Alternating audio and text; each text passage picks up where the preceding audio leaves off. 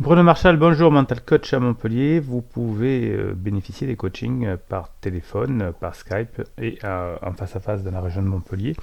Le coaching consiste à une heure de coaching et un suivi pendant 15 jours. Vous pouvez m'écrire autant de fois que vous voulez par mail, par texto, par WhatsApp, ce que vous voulez. Aujourd'hui, la suite de la vidéo, que faire pendant la crise de mon conjoint, hein, puisque c'est une période qui est absolument désarmante et plus on veut régler de choses pendant cet incendie, moins ça fonctionne, hein. Je vous rappelle que c'est une crise existentielle et c'est une crise où notre vie actuelle ne nous convient plus parce qu'on ne se reconnaît plus dans les valeurs et on veut rechercher un nouveau sens à sa vie. Et tant qu'on ne l'a pas trouvé, eh bien, on est en galère. Et donc la plupart des individus vont chercher la solution hors d'eux en faisant ce qu'on appelle du dévoiement, c'est-à-dire en sortant beaucoup, en ayant un amant, une maîtresse.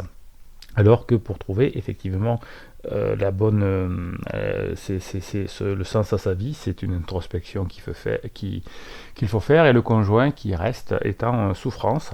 Pourquoi il est en souffrance? Parce qu'il ne comprend pas ce qui lui arrive. Il essaye de raisonner et de contrôler son conjoint, et donc le conjoint associe son mal-être, parce que pendant une crise forcément on est dans un mal-être, à la présence de son conjoint qui veut le contrôler. Donc l'idée c'est pendant la crise de son conjoint, c'est ce qu'on voit en coaching, de ne pas faire des erreurs qui peuvent être rédhibitoires, et si on ne fait pas ces erreurs-là, il y a des chances qu'à la sortie de la crise, et si l'on est d'accord sur les nouveaux sens de la vie et les nouvelles valeurs de son conjoint, le couple renaisse, alors avec des objectifs et des façons de fonctionner différentes, mais le couple renaît très fréquemment. La suite aujourd'hui, que faire pendant que mon conjoint est en crise? Eh bien l'idée c'est de se recentrer, de se concentrer sur le bonheur avant d'atteindre le retour de son couple ou de son conjoint.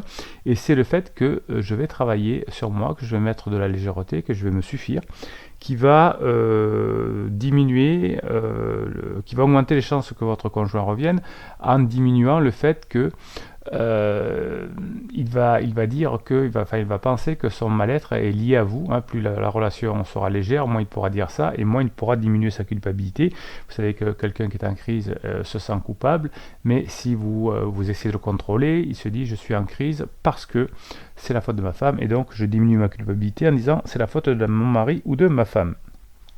Donc nombreux de mes clients croient que finalement le bonheur va revenir avec son conjoint, et malheureusement c'est une grossière erreur. C'est un objectif qui est atteignable mais très difficile, parce que le cerveau veut toujours plus finalement.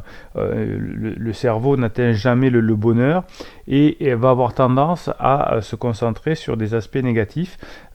Après le coaching, dans les 15 jours qui viennent, mes clients me font souvent part d'améliorations notables, et puis comme je leur explique, parfois il y a des rebroussements, on revient un peu en arrière, et là le cerveau de mon client ne voit que le côté négatif en disant c'est reparti, c'est replongé, alors qu'on est beaucoup moins, le couple va beaucoup mieux déjà qu'avant. Donc votre cerveau souvent pense que il va beaucoup moins bien qu'il ne l'est réellement, et que la relation est beaucoup plus dégradée qu'ils ne le pensent vraiment. Mes confrères en neurosciences montrent, parce que ça c'est pas moi qui le fais, que généralement 90% du bonheur n'est pas dépendant de l'autre, mais de soi-même. Ce n'est pas 90% du bonheur ne dépend pas de son environnement, mais de soi-même. Par conséquent, les éléments qui vont vous apporter le bonheur, l'argent à votre conjoint, ne sont finalement que assez mineurs. Pour le dire plus simplement, le cerveau va mieux fonctionner quand vous serez heureux. Aussi étrange que ça peut paraître, votre cerveau sera plus productif, on calcule à peu près de 30% de plus lorsqu'il est heureux. Pourquoi? Parce que la dopamine qui est présente donne ce sentiment de bonheur et donne une amélioration de capacité d'adaptation et d'apprentissage. Donc si vous travaillez sur vous, même pendant que votre conjoint est en crise, vous allez créer vos conditions de bonheur. Vous allez faire que votre cerveau va libérer de la dopamine, de la sérotonine et des endorphines.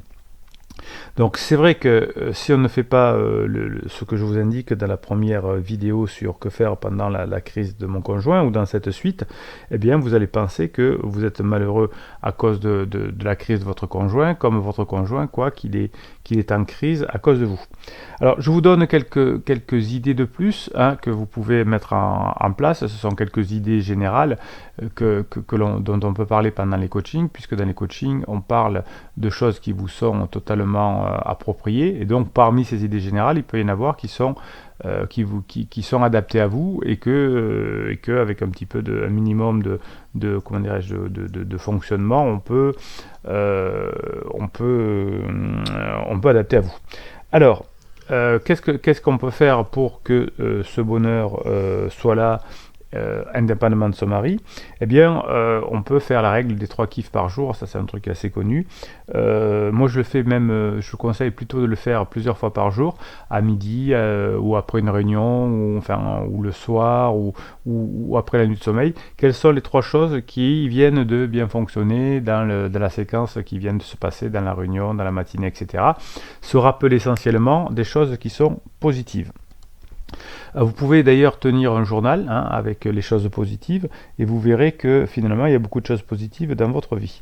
L'un des conseils qui peut être donné aussi, c'est l'exercice, puisque l'exercice va aussi libérer de la dopamine, de la sérotonine et de l'endorphine. Effectivement, quand on se sent délaissé par son conjoint, eh bien, on a tendance à se renfermer sur soi-même, et au contraire, le fait de faire du sport va libérer cette dopamine, et donc va donner des bonnes idées pour récupérer son couple. La méditation, mais évidemment, l'hypnose, le MDR, etc., tout ça on en parle beaucoup en fonction de vos capacités à le faire, puisque ça va permettre d'avoir en tout cas de nombreux avantages cognitifs. Et puis, alors il y a quelque chose, tiens, allez, ça c'est, je le dis pas souvent en coaching, mais je sais que ça marche bien, c'est faire des actes de gentillesse. Si on fait quelque chose de gentil vis-à-vis d'un inconnu, d'un patron, d'un collaborateur, de ses enfants, voire même de son conjoint en crise, eh bien on se sent bien parce que on a fait quelque chose de positif. Donc ça, c'est des choses qui sont intéressantes à faire. Donc vous voyez que même si vous ne pouvez plus contrôler votre conjoint qui est en crise, vous pouvez contrôler un certain nombre de choses qui sont sur vous, hein, donc vos pensées, votre façon de réagir, votre façon de voir les choses positives, et ça va faire que votre relation avec votre conjoint va changer. Vous allez être moins contrôlant ou moins contrôlante, et vous allez mettre de la légèreté dans votre couple. Et à la fin de la crise, votre conjoint vous sera reconnaissant.